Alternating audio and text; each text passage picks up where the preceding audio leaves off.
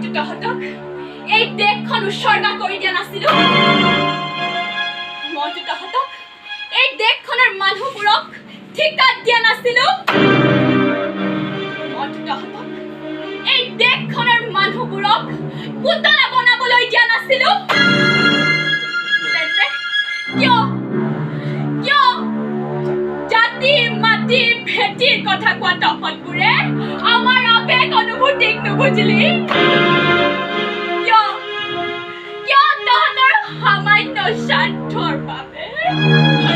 আমাৰ চকুৰ পানীৰ মূল্য দিব নোৱাৰিলি কিয়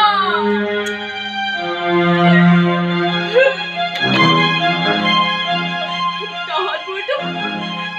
আমাৰে সন্তান ন তহঁতৰ পৰা মই এনে আশা কেতিয়াও কৰিব পৰা